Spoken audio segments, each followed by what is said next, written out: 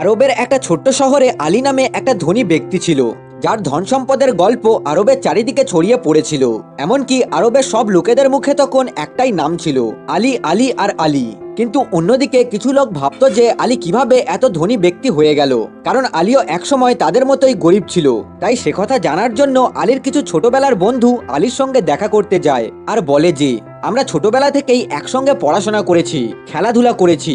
এক কথায় বললে আমরা ছোটবেলা থেকেই একসঙ্গে বড় হয়েছি। তাহলে বড় হয়ে তোর আর আমাদের মধ্যে এত বড় পার্থক্য দেখা দিল কেন?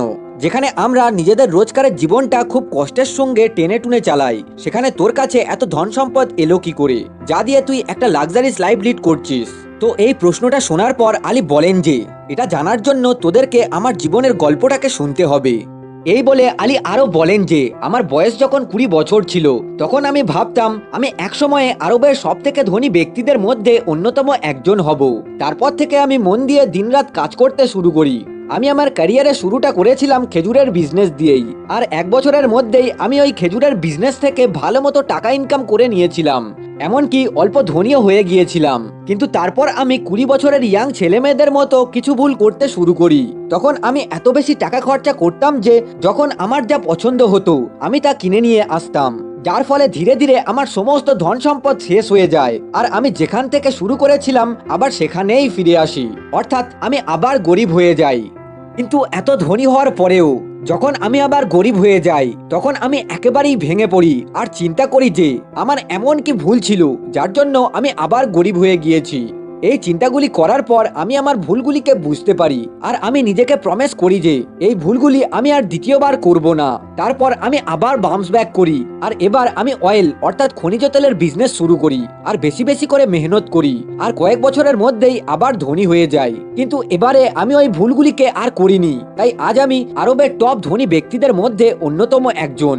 আমি আমার ভুলগুলিকে বোঝার পর সেটার উপর কাজ করে সংশোধন করে নিয়েছিলাম, কিন্তু সবাই নিজের ভুলগুলিকে সংশোধন করার সুযোগ পায় না, তাই লোকেরা অনেক টাকা ইনকাম করার পরেও ধনী হতে পারে না। আলীর জীবনের এই গল্পটা শোনার পর তার বন্ধুরা তাকে বলে, হয়তো আমরাও এই ভুলগুলোই করছি, কারণ আমরাও মোটামুটি ইনকাম করি, কিন্তু এখনো আমরা ধনী হতে পারিনি। আলী, তুই এক কাজ কর, এই মানি মিস্টেকগুলিকে অর্থাৎ এই ভুলগুলিকে আরো ডিটেলসে এক্সপ্লেন কর, যাতে আমরাও এই মানি মিস্টেকগুলিকে অ্যাভয়েড করে ধনী হয়ে উঠতে পারি। এই কথাটা শোনার পর আলী বলে, অবশ্যই বলবো, কারণ আমি চাই আরবের সব লোকই ধনী হয়ে উঠুক। আর এই বলে আলী তার বন্ধুদেরকে সেই সব ভুলগুলির কথা বলে যেগুলি সে আগে করেছিল, যে ভুলগুলি প্রত্যেকটা ইয়াং লোককে নিজের ক্যারিয়ারের শুরুতে অ্যাভয়েড করে চলা উচিত, কারণ এই ভুলগুলি আপনাকে সারা জীবন গরিব করে রাখতে পারে। তাই যদি আপনার বয়সও 20 থেকে 40 বছরের মধ্যে হয়, তাহলে এই ভিডিওতে যে মানি মিস্টেকগুলির কথা বলা হয়েছে সেগুলি আপনার অবশ্যই জানা উচিত, কারণ হয়তো এখন আপনি না জেনে এই ভুলগুলির মধ্যে কয়েকটা ভুল করছেন। তো আর বেশি কথা না বাড়িয়ে চলুন শুরু করা যাক। Mistake number 1, lifestyle inflation.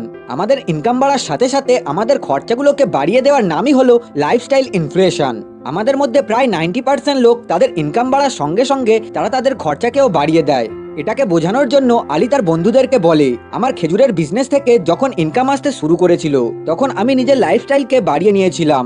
আমি বেশিরভাগ লোকেদের মতোই আমার বিজনেস থেকে আসা ইনকামগুলোকে আবার বিজনেসে রিইনভেস্ট না করে বা ওয়েলথ ক্রিয়েশনের জন্য ইনভেস্ট না করে শুধু শো অফ করার জন্য দামি দামি জিনিসপত্র কিনেছিলাম, যেমন দামি গাড়ি, বাংলো, রেগুলার পার্টি করা ইত্যাদি শখগুলোকে পূরণ করেছিলাম। তাই ধীরে ধীরে আমার সমস্ত ধন সম্পদ শেষ হয়ে যায় আর আমি গরিব হয়ে যাই। তাই ইয়াং ছেলে মেয়েদেরকে এই লাইফস্টাইল ইনফ্লেশনের ট্র্যাপ থেকে দূরে থাকতে হবে। এখানে লাইফস্টাইল ইনফ্লেশনের ট্র্যাপ বলতে আমি ইনকাম বাড়ার সঙ্গে সঙ্গে খরচাগুলোকে বাড়ানো বন্ধ করতে বলছি না। আমি শুধু বলছি যে যে হারে আপনি আপনার খরচাগুলোকে বাড়াবেন, ঠিক একই হারে আপনাকে আপনার ইনভেস্টমেন্টকেও বাড়াতে হবে, কারণ এই ইনভেস্টমেন্টগুলি আপনার জন্য ওয়েলথ ক্রিয়েট করবে।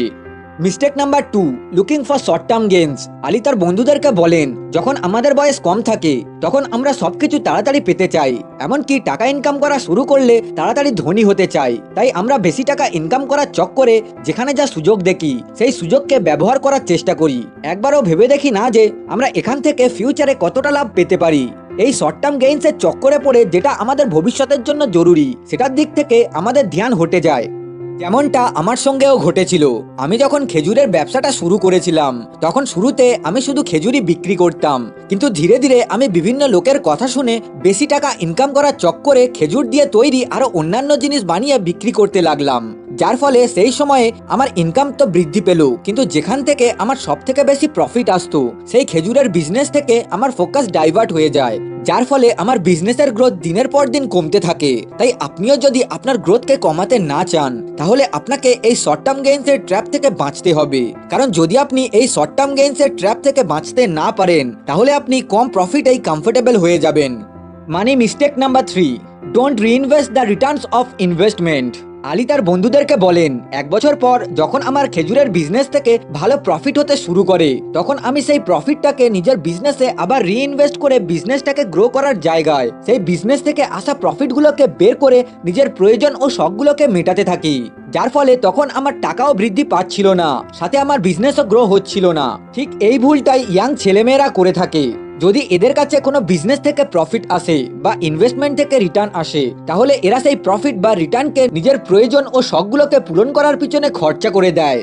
কিন্তু টাকার একটা ইম্পর্টেন্ট রুল হলো যে যদি আপনি অনেক টাকা ইনকাম করতে চান, তাহলে আপনাকে প্রথম থেকেই আপনার বিজনেস থেকে আসা প্রফিটকে বা ইনভেস্টমেন্ট থেকে আসা রিটার্নকে আবার নিজের ক্যাপিটালে রিইনভেস্ট করতে হবে, যাতে আপনার ক্যাপিটালটা ওভারঅল বৃদ্ধি পায়। আর যখন আপনি এই কাজটাকে বারবার রিপিট করতে থাকবেন, তখন একটা সময় এমন আসবে যখন আপনি আপনার ক্যাপিটালের থেকে বেশি রিটার্ন পাবেন। কিন্তু লোকেরা এর ঠিক উল্টোটাই করে। যখন এদের কাছে কোথাও থেকে কোনো রিটার্ন আসে, তখন এরা সেই রিটার্নকে নিজের ডেলি খরচায় লাগিয়ে দেয়, যার ফলে এদের টাকা কখনো গ্রো হয় না আর এরা কখনো ধনী হয়ে ওঠে না। তাই টাকা ইনকাম করা শুরু করার পর প্রত্যেকটা লোককে এই ভুলটাকে অ্যাভয়েড করে চলতে হবে আর নিজের রিটার্নের বেশি অংশটা সেই জায়গাতেই আবার রিইনভেস্ট করতে হবে যেখান থেকে সেই রিটার্নটা এসছে। মানে mistake number 4, don't focus on hiring. যখন কেউ কোনো বিজনেস শুরু করে, তখন প্রথম দিকে তার বিজনেসের সমস্ত কাজ সে নিজেই করে, কারণ তার কাছে তখন কোনো রিসোর্সেস অ্যাভেলেবেল থাকে না আর বেশি টাকাও থাকে না। তাই শুরুতে নিজেই সব কাজ করা একটা বুদ্ধিমানের কাজ। কিন্তু একটা সময় পর যখন সেই বিজনেস থেকে অনেক টাকা ইনকাম হয়, তখন হায়ারিং এর দিকে ফোকাস করা উচিত। কিন্তু কিছু লোক আছে যারা একটা গ্রোথ দেখার পর ভাবে যে আমি নিজেই নিজের কাজগুলোকে করে নিতে পারবো, এই ভেবে তারা আর হায়ারিং এর দিকে ফোকাস করে না, যার ফলে তাদের বিজনেসের গ্রোথ থেমে যায়। যে ঘটনাটা আমার সঙ্গেও ঘটেছিল। আমি যখন খেজুরের বিজনেস করতাম, তখন আমি নিজেই সমস্ত কাজ করার চেষ্টা করতাম, খেজুর বিক্রি করা থেকে শুরু করে খেজুরের বাই প্রোডাক্ট বানানো পর্যন্ত, এমনকি ডেলিভারি দেওয়া পর্যন্ত আমি করতাম। যার ফলে একটা সময় পর আমার অবস্থা খুব খারাপ হয়ে গিয়েছিল, কারণ যখন আমার বিজনেস বড় হয়ে গিয়েছিল তখন আমি একসঙ্গে সব দিকে ফোকাস করতে পারছিলাম না। তাই একটা সময় পর আমার বিজনেসের গ্রোথ একেবারেই থেমে গিয়েছিল আর ধীরে ধীরে ডাউনে যাচ্ছিল। এই কারণে ইয়াং লোকেদের বিজনেস শুরু হওয়ার 5 বছরের মধ্যে বন্ধ হয়ে যায়। তাই আমাদেরকে এই ভুলটাকে অ্যাভয়েড করে চলতে হবে।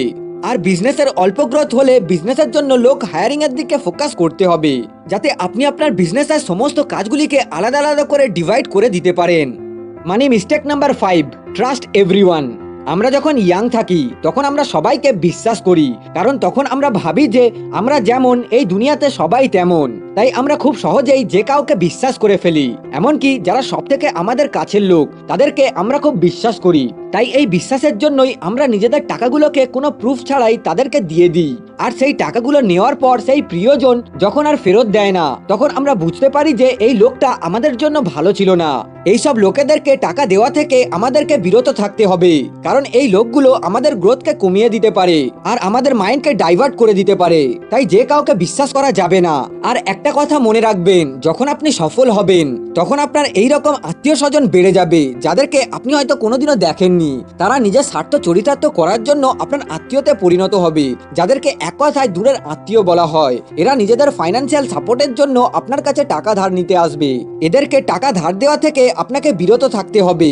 আর যদি একান্ত ধার দিয়ে দেন, তাহলে প্রুফ রেখে ধার দেবেন, অর্থাৎ ধার দেওয়ার আগে একটা এগ্রিমেন্ট করে নেবেন। আলী তার বন্ধুদেরকে বলে, ধনী হতে গেলে বিজনেস অথবা ইনভেস্টমেন্ট করতে হবে, আর এই 5টা ভুলগুলো থেকে আমাদেরকে দূরে থাকতে হবে। সবশেষে যদি ভিডিওটা একটুও ইনফরমেটিভ হয়ে থাকে, তাহলে ভিডিওটাকে আপনার বন্ধু বান্ধব আত্মীয় স্বজনের সঙ্গে শেয়ার করুন। আর এই রকম ভ্যালুয়েবল ভিডিও সবার প্রথমে দেখার জন্য চ্যানেলটাকে সাবস্ক্রাইব করুন, কারণ আমার প্রাণের বন্ধুরা আপনারা সবাই তো ভিডিওটাকে দেখছেন কিন্তু সাবস্ক্রাইব করছেন না। তাই অবশ্যই চ্যানেলটাকে সাবস্ক্রাইব করুন।